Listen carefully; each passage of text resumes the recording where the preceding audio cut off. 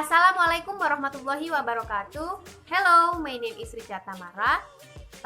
Di video kali ini saya akan membahas tentang buku yang telah saya baca. Buku ini berjudul Teaching and Learning Vocabulary. The author are Elfriede Haihebert and Michael L. Camille. Di dalam buku ini terdapat 12 bab dan 271 halaman. Pada bab pertama, mengajar dan belajar kosakata, perspektif dan masalah yang persisten. Jadi, pada bab pertama ini membahas tentang peran kosakata dalam teks bacaan. Pada tahun 1942, Davis mendeskripsikan jika pemahaman terdiri dari dua keterampilan, yaitu pengetahuan kata atau kosakata dan penalaran. Kosakata bahasa tertulis jauh lebih luas dan beragam daripada kosakata bahasa lisan. Pada poin pertama, A. Perspektif tentang pembelajaran kosakata. Panel bacaan nasional mengidentifikasi komponen membaca sebagai kesadaran fonemik, fonik, kefasihan, kosakata, dan pemahaman. Kosakata bukanlah keterampilan, pengembangan, atau keterampilan yang dapat dilihat sepenuhnya. Perluasan dan elaborasi kosakata adalah sesuatu yang meluas dalam seumur hidup kita. Pada poin ke-1, pengajaran dan pembelajaran kosakata.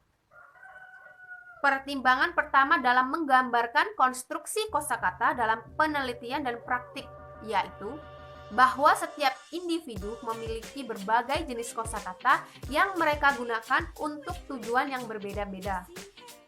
Secara umum, kosakata adalah pengetahuan tentang arti kata.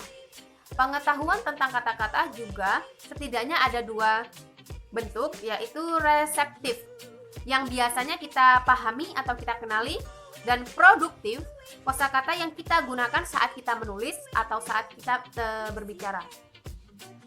Kosakata lisan adalah sekelompok kata yang artinya kita tahu ketika kita berbicara atau membaca secara lisan. Sedangkan kosakata cetak terdiri dari kata-kata yang maknanya diketahui saat kita menulis atau saat kita membaca dalam hati. Kosakata produktif adalah sekumpulan kata yang dapat digunakan seseorang saat menulis atau berbicara. Itu merupakan kata-kata yang terkenal dan sering digunakan. Sebaliknya, reseptif atau pengenalan yaitu kosakata dan sekumpulan kata yang maknanya dapat diberikan oleh seseorang saat mendengarkan atau membaca. Ini adalah kata-kata yang seringkali kurang dikenal oleh siswa dan jarang pula digunakan. Pada poin kedua ada perspektif tentang pengajaran kosakata. Perspektif yang jelas tentang pembelajaran kosakata sangatlah berguna. Tetapi jika tanpa perspektif yang sama jelasnya tentang pengajaran yang bermakna, pembelajaran siswa di sekolah tidak akan optimal. Untuk pendidik, perspektif yang jelas tentang komponen instruksi kosakata yang efektif tersedia dalam panel bacaan nasional. Pada poin ketiga, ada pengajaran dan pembelajaran kosakata, masalah persisten. Jadi, terdapat 4 masalah yang terus-menerus ada dalam diskusi di antara instruksi kosakata. Yaitu, yang pertama adalah jumlah kata yang harus diajarkan.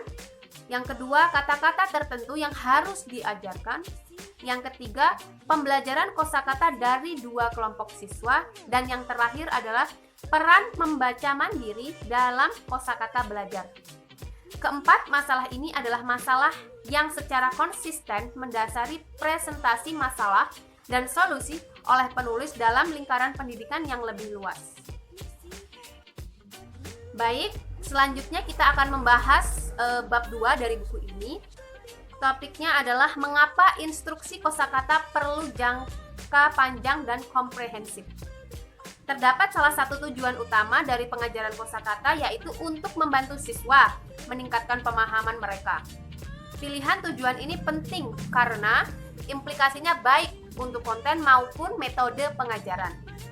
Tujuannya adalah untuk mengajarkan kata-kata dengan cara yang akan meningkatkan kinerja siswa pada tes kosakata pilihan ganda. Tujuan tersebut dapat dicapai melalui banyak metode sederhana dan relatif tidak menuntut. Namun, jika tujuannya adalah untuk mengajarkan kata-kata dengan cara yang akan meningkatkan pemahaman siswa terhadap teks yang berisi kata-kata ini, metode tersebut menjadi lebih padat karya dan waktu. Menurut MC Crane, Beck, Ommensen, and People, 1985. Pada poin selanjutnya yaitu seperti apa pendekatan komprehensif jangka panjang untuk mempromosikan pertumbuhan kosakata. Jadi, pengajaran kosakata yang efektif merupakan proposisi jangka panjang dalam mengenalkan kosakata. Perhatian pada pertumbuhan kosakata harus dimulai sejak dini, prasekolah, dan berlanjut selama bertahun-tahun kita sekolah. Pengajaran yang efektif juga harus beraneka segi, meliputi kata-kata individu, exposure intensif ke bahasa yang kaya, baik lisan maupun tulisan, dan membangun pengetahuan kata yang generatif. Selanjutnya, saya akan membahas bab 3 pada buku ini yang berjudul Pertumbuhan Kosakata melalui Membaca Independen dan Membaca dengan Lantang untuk Anak-anak. Pada poin pertama, A. Belajar kata-kata melalui paparan terhadap bahasa. Jadi dalam proses mempelajari kata-kata baru, dimulai sejak masa bayi dan berlanjut sepanjang kehidupan dewasa seseorang. Diperkirakan bahwa jika seorang anak yang berusia 18 bulan perlu belajar rata-rata 5 kosakata baru di setiap hari. Untuk memiliki rata-rata kosakata sekitar 8.000 kata pada saat ia berusia 6 tahun. Menurut Senskal and Cornell, 1993. MC Noun juga menyelidiki proses di mana anak-anak memperoleh arti kata yang tidak dikenal melalui paparan bahasa tertulis. Dia berpendapat bahwa berbagai fungsi kognitif mendasari pembelajaran kosakata dan sebagai hasilnya, anak-anak dengan kemampuan verbal yang tinggi dan rendah mengalami berbagai tingkat keberhasilan dalam proses memperoleh makna kata dari setiap konteks. Pada poin pertama, instruksi kosakata. Sejumlah besar penelitian memberikan bukti yang luar biasa bahwa sejumlah besar perkembangan kosakata itu terjadi sebagai hasil pertemuan insidental dengan bahasa. Namun, itu bukan berarti bahwa pengajaran langsung kosakata tidak memiliki peran penting. Selanjutnya pada poin kedua tentang kasus untuk bahasa tertulis. Dari paragraf ini dapat disimpulkan jika analisis ini menunjukkan bahwa kepadatan leksikal bahasa lisan relatif terhadap bahasa tertulis secara substansional terdegradasi untuk dimiskinkan dan menunjukkan bahwa teks adalah cara yang sangat efektif untuk mengembangkan kosakata anak dibandingkan dengan percakapan yang menarik. Pada topik menciptakan peluang untuk memperoleh makna kata baru dari teks. Jadi, kompleksitas mempelajari kata-kata melalui teks terlihat jelas dan faktor-faktor yang terlibat beragam dan saling terkait. Seperti yang kita lihat, jika kata-kata yang mewakili pengetahuan baru dan secara konseptual sulit atau kompleks tidak mungkin dipelajari secara kebetulan melalui teks. Menyimpulkan arti kata dan konteks melibatkan lebih dari sekedar mengakses informasi linguistik tentang sebuah kata. Semakin banyak seseorang siswa mengetahui tentang suatu topik, semakin mudah untuk mempelajari lebih lanjut tentang topik tersebut dari teks. Namun, probabilitas suatu kata akan dipelajari menurun seiring dengan meningkatnya proporsi kata yang tidak diketahui dalam teks. Kata-kata yang lebih sering dalam bahasa Inggris dan memiliki morfologi yang lebih transparan dapat dipelajari lebih mudah daripada yang lain. Jika siswa memiliki latar belakang yang diperlukan untuk memanfaatkan morfologi atau memiliki pengalaman sebelumnya dengan kata-kata tersebut, sehingga pengetahuan itu disempurnakan dan dikonsolidasikan saat siswa membaca teks. Tujuan membaca dan genre materi juga dapat memainkan peran penting dalam pembelajaran melalui teks. Dan pada selanjutnya kita membahas bab 5, 4 masalah pengajaran makna kata. Dan apa yang harus dilakukan untuk menjadikan kosakata sebagai bagian integral dan dari pengajaran. Pada topik yang pertama, 4 masalah. Orang-orang di luar akan berpikir bahwa masalah mengajarkan arti kata itu sederhana.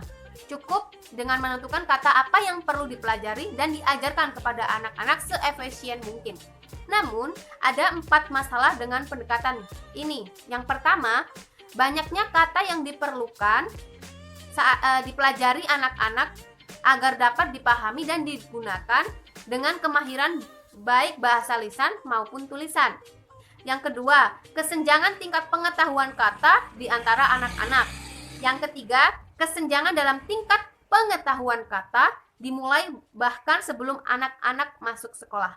Dan yang terakhir adalah pengajaran kosakata tradisional tidak mengajarkan anak-anak strategi pembelajaran kata dan bagaimana menghargai kata-kata.